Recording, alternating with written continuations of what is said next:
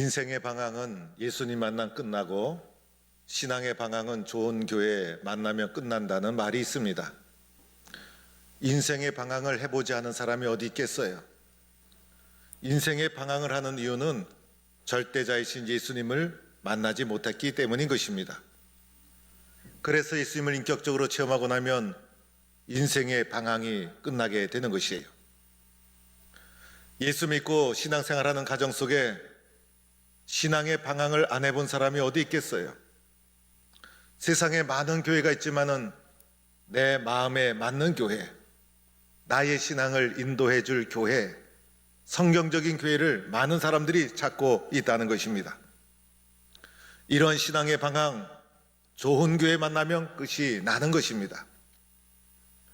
그래서 우리들은 교회에 대해서 이야기를 해야 되는 것입니다. 어떻게 하면 좋은 교회를 세울 수 있을까? 어떻게 하면 성경적인 교회를 세울 수 있을까? 주님이 기뻐하시는 좋은 교회를 세우면 신앙의 방향, 인생의 방향이 다 끝나게 되는 것입니다. 그러기 위해서는 사도행전에 나오는 교회의 원래의 모습, 교회란 무엇인가? 교회가 원래 어떠한 모습이었는가? 사도행전에 나오는 교회의 모습을 잘 관찰해 볼 필요가 있는 것입니다. 오늘은 사도행전에 나오는 두 번째 교회, 안디옥 교회에 대해서 말씀을 드리고자 합니다. 안디옥 교회를 잘 이해하기 위해서는 예루살렘 교회를 이해해야 합니다.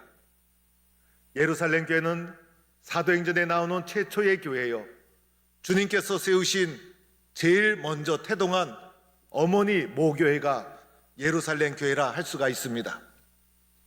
예루살렘 교회가 가지고 있었던 네 가지 특징이 있었죠. 첫째는 배우는 교회였습니다. 예수님의 말씀을 잘 배우고 받아들였어요. 복음을 받아들이고 예수를 그리스도로 영접한 배우는 교회였다는 것입니다. 신앙의 내용에 대해서 확신을 가지고 신앙의 내용을 잘 붙잡았다는 것입니다. 두 번째 특징은 사랑하는 교회였다는 것입니다. 예수님의 말씀을 잘 받아들이고 예수님과 온전한 교제를 이루고 성도들끼리 내 몸같이 사랑하고, 그래서 성도들의 필요를 채워주고 나눔을 실천하는 아름다운 공동체를 이루었다는 것입니다. 세 번째는 예배하는 교회였던 것이죠. 교회 안에 예배가 없으면 교회라고 할 수 있겠습니까? 날마다 기쁨과 순전한 마음으로 기도하고 예배하고 찬미하고, 이것이 예루살렘 교회의 모습이었어요. 교회는 바로 이런 것이었어요. 마지막 네 번째는 그 결과 부흥하고 전도하는 교회가 되었다는 것입니다. 사도행전 2장 41절에 보면 이날에 신도의 수가 3,000이나 더하더라, 이렇게 아름다운 교회를 세우고 나니 사람들이 세례받고 신도가 되고 놀랍게도 3,000이나 더해지는 예루살렘 한복판에 영적인 핵폭탄이 떨어진 것이나 마찬가지였어요. 사도행전 6장 7절에 가보니 하나님의 말씀이 점점 왕성하여 예루살렘에 있는 제자의 수가 더 심히 많아지고 허다한 제사장의 무리도 이도에 복종하더라. 그래서 점점 왕성해지고 심이 더 많아지는 놀라운 부흥의 역사가 예루살렘 교회에 일어나게 된 것입니다. 그런데 예루살렘 교회에 예상치 못한 사건이 일어납니다. 바로 핍박이 몰아닥친 것이었어요. 교회가 부흥하면 세상이 싫어하고 교회가 부흥의 과정에서 세상의 핍박을 받을 수밖에 없는 것입니다. 예루살렘 교회의 지도자 야고보가 순교를 당합니다. 주의 제자 베드로가 옥에 갇히고 맙니다. 그리고 초대교회 7 집사 중에 한 분이었던 스데반 집사님이 순교를 하게 됩니다.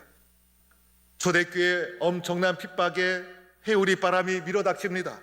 성도들은 물을 걸어 잠궈야만 됐고 예배를 은밀하게 드려야만 됐고 두려움과 공포심이 교회 가운데 밀려오게 됩니다. 이러한 핍박이 교회 속에 가져온 긍정적인 결과도 있었어요. 교회와 복음은 늘 핍박을 받았어요.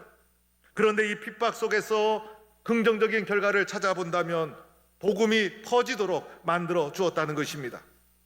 복음이 세계로 퍼지는 계기가 되고 말았던 것이에요. 교회사를 보면 복음은 언제나 핍박과 고난 속에서 퍼져나갔던 것을 보게 됩니다. 핍박이 오면 복음이 사라지고 복음이 없어져야 되는데 도리어 핍박이 닥치면 생명력을 일으키게 되고 고난과 핍박 속에서 복음은 살아나고 복음은 퍼지게 되고 놀라운 역사가 도리어 일어나게 된 것이었어요. 예루살렘 교회가 부흥할 때 예루살렘 교회가 부흥하는 것보다 하나님의 더 큰 뜻이 숨겨져 있었죠. 그것은 바로 사도행전 1장 8절의 말씀이었어요. 오직 성령이 너에게 임하시면 너희가 권능을 받고 예루살렘과 온 유대와 사마리아와 땅끝까지 이르러 내 증인이 되리라 하시니라. 이것이 사도행전 1장 8절 성령이 임하시면 교회 공동체 성령님이 우리에게 주신 가장 본질적인 사명이었어요. 바로 선교적인 사명이었던 것이죠. 그런데 예루살렘 교회가 이 본질적인 사명을 망각하고 말았던 거예요. 예루살렘 내에서 기도하고 전도하고 부흥했던 것이에요. 그래서 복음을 예루살렘 안에 가두어 놓고 말았던 것이에요. 그러다 보니 어느 날 교회가 침체가 되고 교회에 죄가 들어오고 더하여 핍박이 닥치게 되고, 그런데 그 핍박의 결과로 복음이 유대와 사마리아와 땅끝까지 이르러 퍼지게 되는 하나님께서 선교를 이끌어가는 놀라운 역사가 일어나게 된 것이었어요. 여러분, 이러한 사실은 우리에게 무엇을 말해줍니까? 이런 교회의 역사는 우리에게 무엇을 말해줍니까?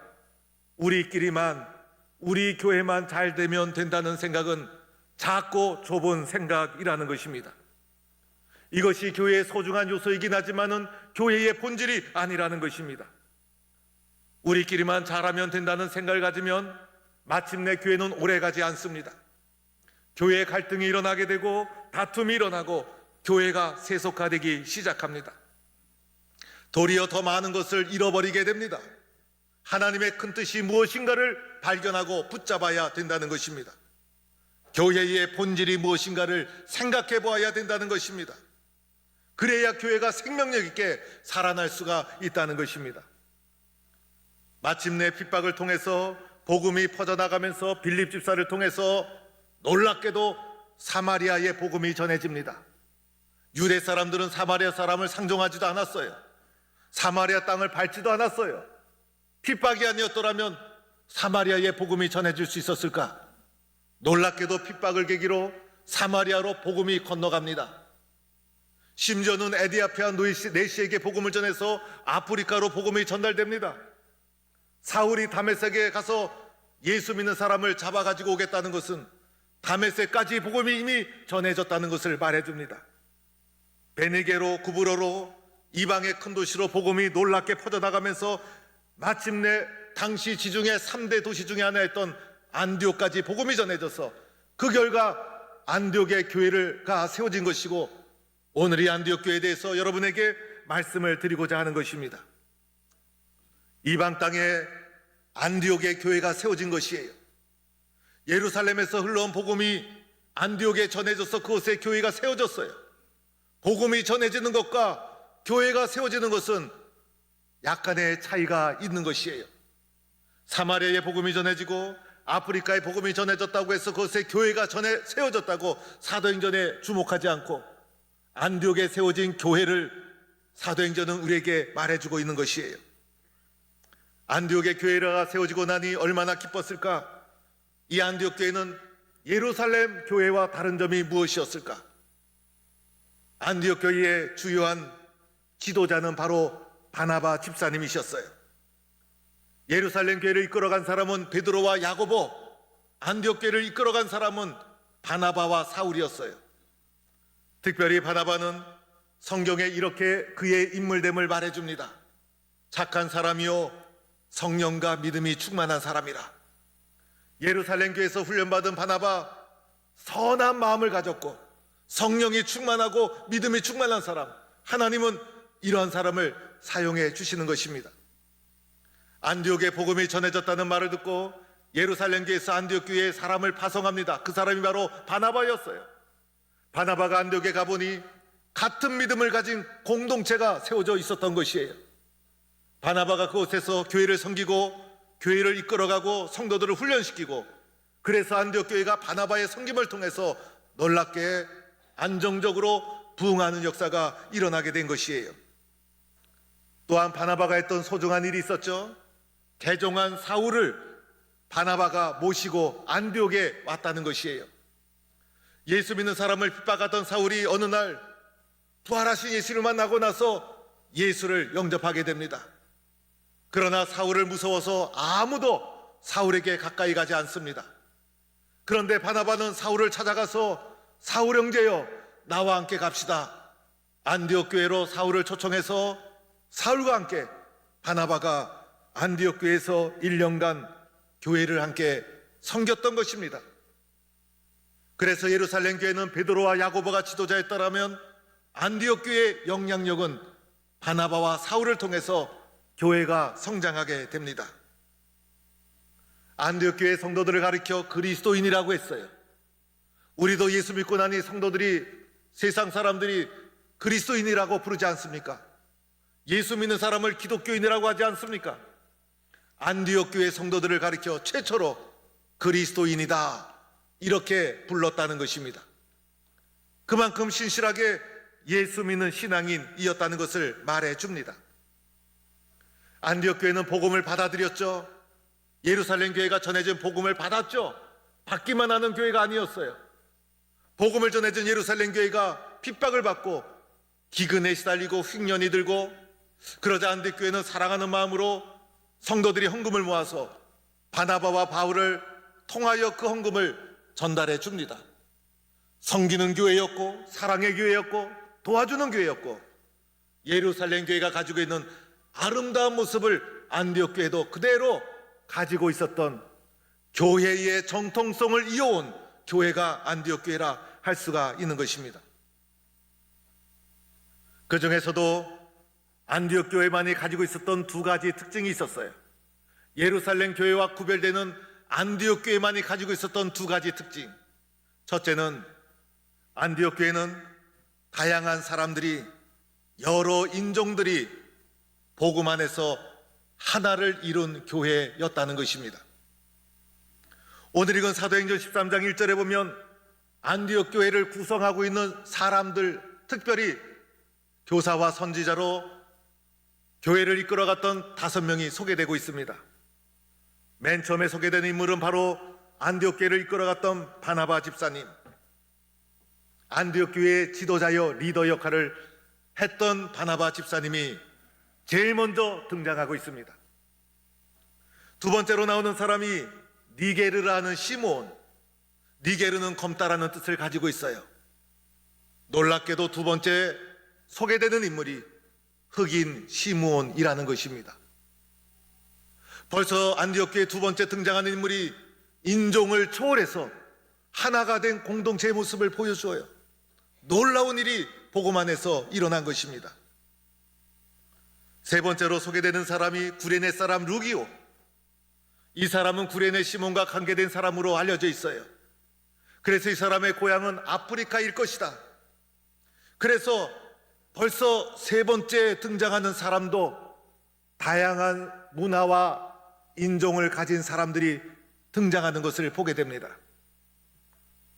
네 번째 소개되는 사람이 헤롯의 젖동생 마나엔. 젖동생이라는 것은 헤롯과 어린 시절을 함께 성장했다는 것을 말해줍니다. 이 사람은 헬라 사람이었고 이방 사람이었다는 것을 말해줍니다. 신분적으로는 귀족 출신이었어요. 마지막으로 소개된 사람은 길리기아 다소 출신의 예수 믿는 사람을 핍박하던 개종한 사울이 소개되고 있습니다. 그래서 안디옥 교회 주요한 5명의 리더가 소개되고 있는데, 예루살렘에서 온 사람, 아프리카에서 온 사람, 다소에서 온 사람, 헬라 사람, 여러 곳에서 모인 사람들이 교회 공동체를 이루고 주요한 인물로 소개되고 있는 것입니다. 정말 다양한 사람이 모였고, 심지어는 피부 색깔도 달랐어요. 조금만 달라도 마음을 맞추기가 심히 어려운 것인데, 이렇게 다양한 사람들이, 다양한 인종들이 모였음에도 불구하고 복음 안에서 하나를 이룬 위대한 교회가 바로 안디옥 교회였다는 것입니다. 세상의 인종의 차이, 문화의 차이, 계급의 차이, 세상에 있는 모든 차이가 복음 안에서 다 허물어지고 그리스도 예수 안에서 한 몸을 이루는 아름다운 교회를 이루었다는 것입니다. 예루살렘 교회는 우리가 알다시피 유대인 중심의 교회였어요. 그래서 그 교회는 유대주의를 벗어나기가 심히 어려운 보수적인 교회라고 할 수가 있어요. 그런데 안디옥 교회는 다양한 세상의 많은 문화를 복음 안에서 담아내고 있었어요. 복음 안에서 하나가 되었던 것이에요. 이것이 안디옥 교회가 가지고 있었던 놀라운 특징이었다는 것입니다. 여러분, 교회와 가정은 하나가 될수록 은혜가 넘치게 되는 것입니다. 또한 그 중에서도 교회는 다양한 사람들이 모이지 않았습니까? 다양한 생각과 배경을 가진 사람들, 그러함에도 그 모든 차이를 넘어 하나 되는 것이 교회라는 것을 말해주고 있는 것입니다. 교회 안에서는 세상의 차이가 중요하지 않아요. 세상의 차이를 다 넘어서는 거예요. 세상의 계급과 문화와 인종과 종교를 다 넘어서 복음 안에서 하나가 되는 공동체가 교회라고 할 수가 있는 것이에요. 교회에서는 다른 것을 찾아서는 안 됩니다. 나와 저 사람이 차이가 무엇인가? 나와 저 사람이 다른 것이 무엇인가? 나와 다른 사람을 구별해서는 안 된다는 것입니다. 도리어 같은 것을 찾아보아야 합니다. 다름에도 불구하고 우리가 같은 것이 무엇일까? 우리가 같은 것은 딱 하나 있어요. 다름에도 불구하고 우리 모두는 예수를 그리스도로 믿는 신앙인이라는 것입니다. 그리스도 안에서 하나가 되는 것이 교회라는 것입니다. 우리가 하나가 될수록 복음의 능력은 높아질 거예요. 그래서 안디옥 교회는 교회 자체 내에서 문화를 넘어서는 선교적 능력을 키워나갔던 거예요. 이것이 안디옥 교회의 큰 장점이요 특징이었다는 것입니다. 우리 교회도 안디옥 교회처럼 많은 차이가 있음에도 불구하고 다양성과 차이를 감사하고 그럼에도 불구하고 그리스도 예수 안에서 하나를 이루는 주님의 교회가 되기를 주의 이름으로 축복합니다. 안디옥 교회의 두 번째 특징이 있었어요. 두 번째 특징이 안디옥 교회의 가장 두드러진 특징이었어요. 바로 세계 최초로 선교사를 파송했다는 것입니다. 선교사를 파송하는 장면 2절부터 나와 있죠. 주를 섬겨라고 말해주고 있어요. 주를 섬겼다는 것은 예배하는 일에 열심을 내었다는 것입니다. 믿음을 가지고 예수님을 고백하고 예배하는 공동체, 주를 섬겨 금식할 때에, 금식했다는 것은 주를 섬겨 예배하고 믿음을 고백하면서 금식하고 절제하며 전심전력해서 기도에 힘썼다는 것을 말해줍니다. 이것이 교회 공동체의 모습이고 예루살렘 교회로부터 배웠던 안디옥 교회 신앙의 모습인 것이에요. 주를 섬겨 금식할 때에 성령이 이르시되 그때 성령의 음성을 듣게 되는 거예요. 그럴 때 성령께 민감하게 반응할 수가 있는 거예요. 그때 성령께서 그들에게 말씀하시기를 내가 불러 시키는 일, 성령께서 주시는 사명이 있었어요. 성령께서 우리에게 소명을 주셨던 거예요. 성령께서 교회에 주신 사명이 있었던 것입니다. 그래서 안디옥 교회 성도들은 예배하고 기도하면서 어떻게 하면 주님의 뜻에 순종할 수 있을까? 어떻게 하면 성령이 하시는 말씀 앞에 순종할 수 있을까? 이런 간절한 마음으로 기도하고 예배하고 성령의 인도에 순종했다는 것입니다. 예수님의 뜻, 성령의 뜻이 무엇입니까? 바로 사도행전 1장 8절 아닙니까? 오직 성령이 너희에게 임하시면 너희가 권능을 받고 예루살렘과 온 유대와 사마리아와 땅끝까지 이르러 내 증인이 되리라. 복음 전파와 영혼 구원, 이것 때문에 성령이 임재하신 것이고 교회를 세워주신 거예요. 교회는 선교적 교회가 되어야 하는 것이에요. 복음을 전하는 일, 성령께서 기뻐하시는 일이라는 것입니다. 그래서 안디옥 교회가 성령께서 주시는 이 사명에 순종하게 됩니다. 그 결과 바나바와 바울을 구별하여 따로 세웁니다. 온 교회 성도들이 위하여 금식하고 기도합니다. 얼마나 간절히 기도했을까? 처음 선교사를 파송하는 교회사의 결정적인 순간인데 얼마나 두렵고 떨리는 마음으로 기도하고 그리고 간절히 하나님 앞에 성령의 도우심을 구하며 간구했을까? 마침내 두 사람을 구별하여 세우고 안수하여 최초의 선교사로 세상 속에 파송을 합니다. 놀라운 역사가 일어난 것이었어요. 성령이 뜻하고 계획한 바에 그대로 순종하는 교회였던 거예요. 그래서 마침내 교회가 세계로 뻗어나가는, 복음이 세상으로 흘러나가는, 복음을 세상 속에 증거하는 놀라운 선교적 사명을 감당하는 교회가 바로 안디옥 교회였다는 것입니다. 저는 수년 전에 파라과이 선교지를 방문한 적이 있었어요. 제가 먼저 섬기던 교회에서 파라과이 선교지를 방문한 적이 있었어요. 인천에서 비행기를 타고 미국으로 갔다가 미국에서 브라질로 갔다가 브라질에서 다시 파라과이로 가고 파라과이 도시에서 또 버스를 타고 열몇 시간을 찾아가서 선교지를 가본 적이 있었습니다. 선교사님이 저를 만나더니 얼마나 반가워하는지. 그런데 잠을 자려고 하는데 선교사님이 잠을 자지 못하도록 만들어요. 얼마나 말이 많은지. 그때는 몰랐어요. 지나고 나니 마음 놓고 얘기할 사람이 없었던 거예요. 마음 놓고 얘기할 사람이 없이 외롭게 선교제를 지키다가 한국에서 후원교회 목사가 가니 얼마나 반가운지. 하루 종일 붙잡고 또 얘기하고 또 얘기하고 또 얘기하고 잠을 자야 되는데 가지도 않고 또 얘기하고 원주민 선교를 하고 있었는데 원주민 세워놓은 교회를 방문하고 격려하고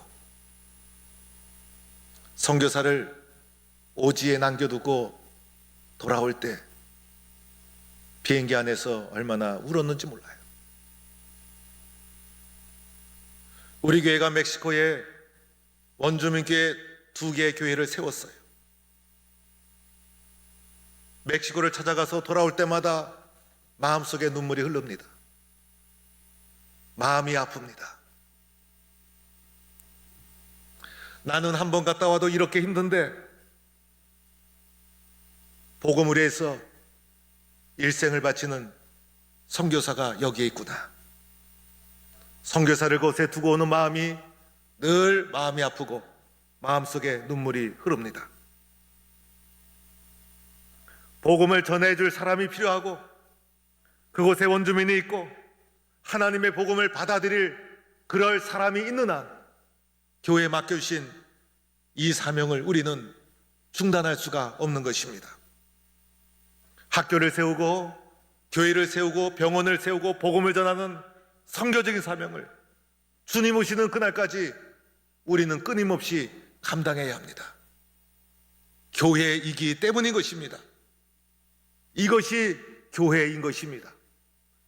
교회의 본질은 선교적 사명, 선교적 교회가 교회의 본질인 것입니다. 우리도 받지 않았습니까? 안디옥 교회도 받았지 않습니까? 안디옥 교회가 이것을 받고 받기만 했더라면 어떻게 되었을까? 안디옥 교회는 역할을 감당하지 못하는 부끄러운 교회로 전락하고 말았을 거예요. 그러나 복음을 받은 안디옥 교회가 복음에 빚진 심정으로 복음을 수출해 나갔던 것입니다. 우리도 복음을 받아서 교회를 이루게 되었고 예수를 믿고 은혜를 받고 소망을 가지고 살아가고 있지 않습니까? 받은 복음을 주님 오시는 그날까지 선교적 사명을 감당해야 되는 것, 교회에 주어진 소중한 사명인 줄로 믿습니다. 사랑하는 성도 여러분, 우리 교회가 예루살렘 교회처럼 배우는 교회, 사랑하는 교회, 예배하는 교회, 전도하는 교회가 되기를 축원합니다. 그리고 더하여 이 시간 우리는 마음속에 다짐해야 합니다. 하나님, 하나 되게 하여 주세요. 다름에도 불구하고 하나 되게 해주세요. 안디옥 교회는 이렇게 다양했음에도 불구하고 복음 안에서 하나 되지 않았습니까? 안디옥 교회의 다양성에 비하면 우리 교회는 하나 되지 못할 이유가 어디에 있습니까? 세상의 모든 차이가 복음 안에서 다 무너지고 그리스도의 사랑으로 하나 되는 교회가 되게 해주세요. 이렇게 다짐하고 결단해야 합니다. 그리고 또 하나 결단해야 합니다. 하나님, 우리는 복음의 빚진 자입니다. 복음이 필요한 사람이 있는 한, 복음을 전할 수 있는 능력이 우리에게 있는 한, 교회에 주어진 본질적인 사명, 선교적 사명, 이 사명을 잘 감당하겠습니다. 이런 결단과 다짐을 새롭게 해서 하나님 앞에 존귀하고 소중하게 쓰임받는 우리 포항 동북교회가 되기를 주의 이름으로 간절히 축원합니다.